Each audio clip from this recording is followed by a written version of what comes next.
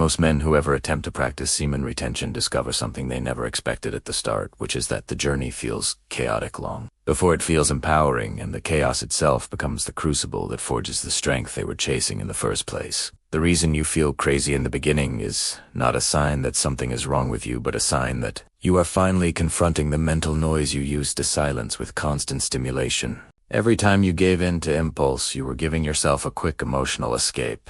And when you remove those escapes, your mind begins to reveal everything it had been avoiding. At first, this feels like pressure rising inside your skull. Old memories jump out of nowhere. Your brain becomes louder than it has been in years.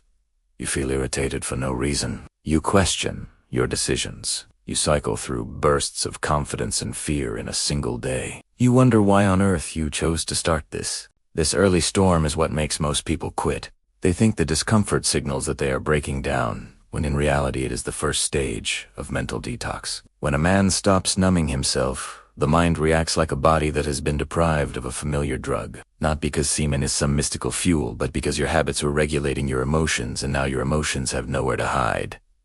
So they rush out all at once. Every small insecurity starts to speak louder. Every unfinished responsibility starts to loom over you. Every excuse you once leaned on becomes impossible to ignore. The internal agitation is simply your true psychological state without escape routes, and although it feels like madness, it is actually clarity. You are not getting worse. You are finally seeing what is already inside you. Many men imagine that retention will instantly make them stoic or powerful or disciplined, but the real initial effect is the opposite. It exposes how undisciplined you actually are. It forces you to observe how often you reach for comfort. It reveals how weak your focus has become. It shows you how much your mind jumps from one craving to another. It magnifies your inner conflict, because you can no longer release tension with a habit that empties your drive for a few minutes. The chaotic feeling is simply your old identity panicking as it begins to die off. When you stop living on impulse, you are forcing your brain to rewire.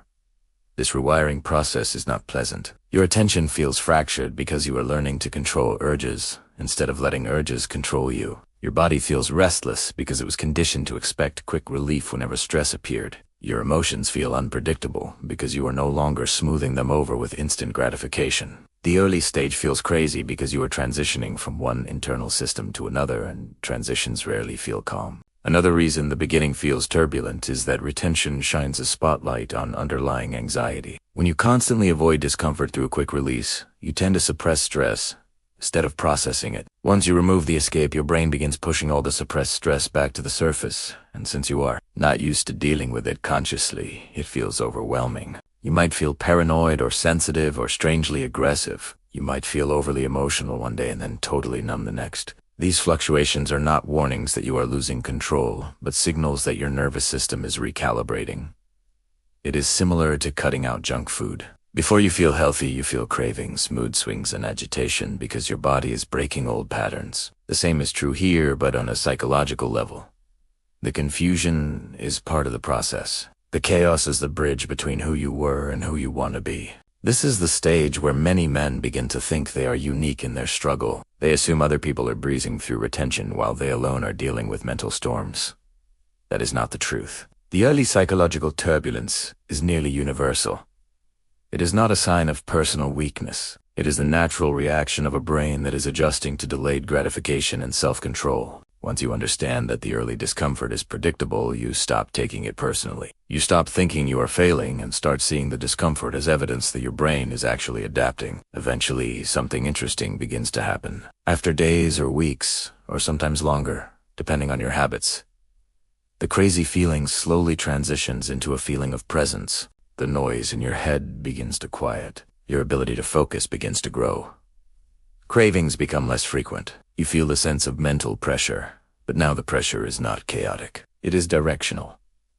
It feels like drive. The same energy that once made you restless becomes energy that pushes you toward challenges. You start noticing that conversations feel easier because you are not stuck in fragmented thoughts. You feel more grounded around people because your mind is no longer constantly seeking a quick escape. You experience more self-respect because you can see yourself winning small internal battles throughout the day. These changes are not mystical. They are psychological results of consistently choosing control over impulse. When you build a pattern of controlling urges, your brain begins reinforcing that pattern. You start to trust yourself. You start to see yourself differently. You begin to feel capable. This internal shift is what people often describe as power, not supernatural power. Psychological power. The power that comes from knowing you can command yourself. The power that comes from breaking the cycle of instant gratification. The power that comes from staying aligned with long-term goals, even when short-term cravings try to pull you off track. As this power grows to chaos you felt earlier starts to make sense. The turbulence was training. It forced you to confront the parts of yourself you had ignored. It forced you to understand your impulses. It forced you to build patience. It forced you to separate desire from action. These skills are the real reward. People imagine that retention gives you energy that makes you superior. What it actually gives you is awareness and discipline, which combined make you feel far stronger than before. The confidence you gain later is not fake. It comes from real internal victories. The sharpened focus you feel is earned. The calm presence you develop is built through discomfort. The drive that begins to rise in you is the result of previously scattered energy finally being directed toward goals instead of distractions. Once you reach this stage, you realize something profound. The point of retention was never to store energy. The point was to train your relationship with your own impulses. Most men are controlled by desire without realizing it. Retention strips away the illusion. It makes your impulses loud at first, then eventually teaches you how to master them. This mastery is what makes you feel powerful. It is not about biology.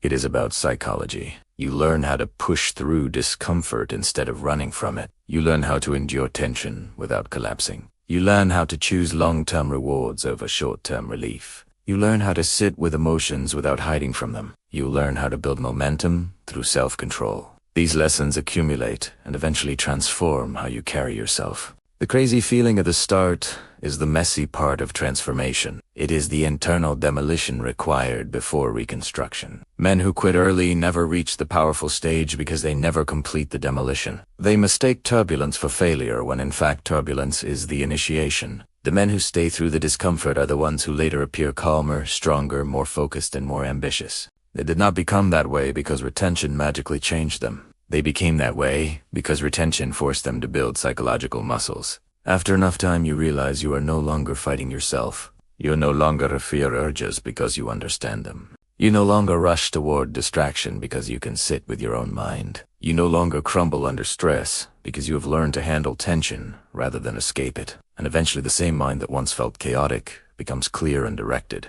That is the moment you understand why you felt crazy at the start. You are not breaking down. You were breaking open. You were shedding years of avoidance. You were clearing space for discipline. You were removing the false version of yourself that lived on impulse so that you could build a version that lives on purpose. The power you feel later is not a reward handed to you. It is the natural outcome of being forged by the early chaos. Once you survive the storm, you do not just feel stronger. You are stronger. And that strength stays with you long after the initial practice. Because what truly changed was not your biology, but your relationship with your own mind.